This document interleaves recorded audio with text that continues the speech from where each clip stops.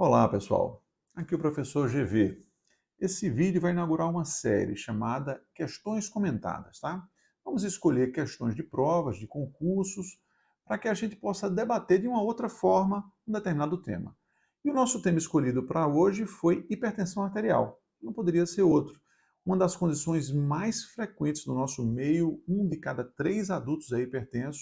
Muitos desses hipertensos não se reconhecem como tal, não sabem que são hipertensos e todo médico irá se deparar e terá que conduzir, seja a nível ambulatorial, seja no programa das unidades básicas de saúde, seja nas emergências, tá?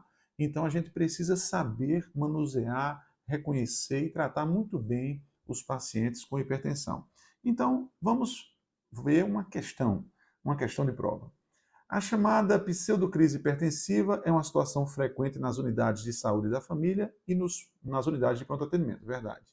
Pode-se afirmar que uma de suas principais características é... Bom, aqui está falando da pseudocrise. Vamos falar antes disso da verdadeira crise hipertensiva. A verdadeira crise hipertensiva se define como a ascensão súbita da pressão arterial, tá certo? Geralmente com cifras acima de 18 por 12, 180 milímetros de mercúrio na sistólica, 120 milímetros de mercúrio na diastólica, e que se associa à lesão de órgão-alvo em andamento ou com potencial desenvolvimento de lesão de órgão-alvo. Então, condições como dissecção aguda da aorta, condições como edema agudo de pulmão, eclâmpsia, encefalopatia hipertensiva são verdadeiras crises hipertensivas. Por outro lado, existem as pseudocrises, condições em que existe uma ascensão, mas ela decorre de outras condições e que tem um caráter benigno. Vamos ver agora as assertivas sobre o que é que elas versam. Vamos lá. Letra A. Pressão arterial diastólica maior ou igual a 120 milímetros de mercúrio. Essa é uma condição da verdadeira crise hipertensiva e não da pseudocrise hipertensiva. Então, essa não é a resposta. Risco de morte por lesão potencial de órgão-alvo. Também não. Essa é típica da verdadeira crise hipertensiva e não da pseudocrise hipertensiva. Edema de papila no fundo de olho. Esse já seria uma lesão de órgão-alvo, tá? Então, esse não é um achado típico associado à pseudocrise hipertensiva. Presença de necrose fibrinoide, de arteriolas renais e da endarterite obliterante. Também não é um achado da pseudocrise. Esse é um dos aspectos bastante associados à chamada hipertensão maligna ou hipertensão acelerada. Vamos falar disso daqui a pouquinho. E letra E, elevação da pressão arterial diante de evento emocional ou doloroso.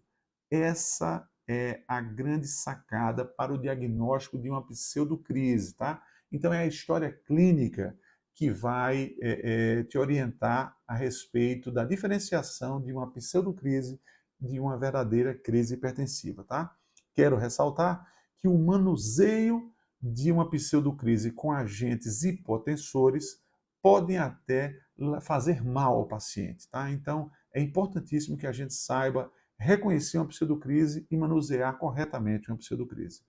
Vamos dar uma olhadinha no nosso documento da nossa Sociedade Brasileira de Cardiologia, as diretrizes de hipertensão arterial, que foram publicadas as últimas em 2020, são as mais atuais no momento. Vamos ver o que é que ela fala sobre pseudocrise hipertensiva. Uma condição comum nos setores de emergência é a pseudocrise hipertensiva. Na pseudocrise hipertensiva não há lesão de órgão-alvo aguda, muito importante, nem risco imediato de morte. Essas são condições, como eu disse há pouco, que estão associadas à verdadeira crise hipertensiva, tá?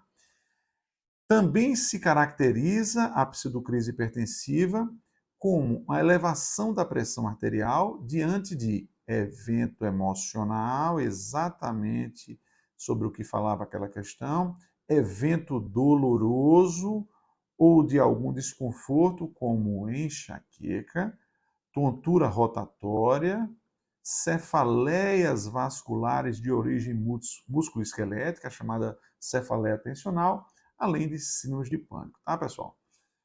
Olha que coisa importante mensagem que essa questão vai deixar para a gente. A associação entre cefaleia e hipertensão, ela até existe, mas não é da forma com que se pensa por aí. existe uma falácia em nosso meio, mesmo entre médicos, de que cefaleia é uma manifestação de hipertensão. A hipertensão é uma moléstia assintomática. Ela é a chamada assassina silenciosa.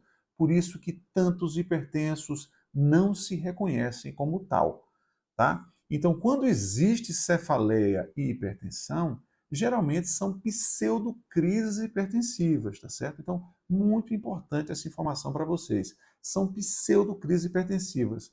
E o melhor antihipertensivo para baixar a pressão arterial quando um paciente tem enxaqueca é um analgésico e não um agente hipotensor, tá? Então, essa informação é extremamente relevante e a gente percebe muito manuseio equivocado de pseudocrises hipertensivas nas emergências, tá? Então, essa é a nossa dica de hoje, tá certo? A questão comentada que acabou fazendo com que a gente revisasse o tema, tá? Então, a questão versava sobre pseudocrise, mas a gente também está aqui para falar das verdadeiras crises hipertensivas, tá? Então, espero que nos próximos vídeos a gente possa debater outras questões e que isso também permita reflexões e informações importantes como essa de hoje, tá bom? Até o próximo vídeo.